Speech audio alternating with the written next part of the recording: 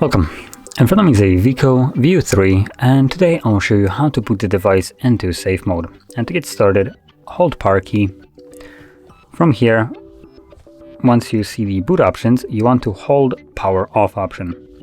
This will bring up the little pop-up right here, reboot to safe mode. So I'll confirm it by tapping on OK. This will initiate the reboot. And while it's rebooting, I'm going to quickly describe the purpose of this. So in safe mode, only the applications that come pre-installed with the device are working. Everything that you have installed yourself will be disabled and won't be able to start up. And in this mode, you can test if some kind of application is causing your device problems, because in this mode, the application won't be able to cause those problems. It's literally disabled from starting up. So you can test it in this way, and as an example, if the problem continues, that's probably an indication that the problem is not application-based, but more hardware-based.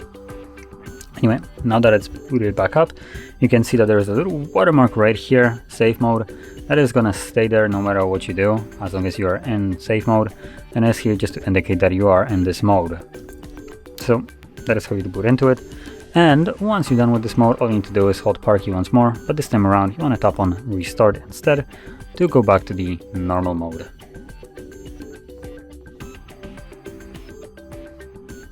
And as you can see, we're now back in normal mode. So if you found this video helpful, don't forget to hit like, subscribe, and thanks for watching.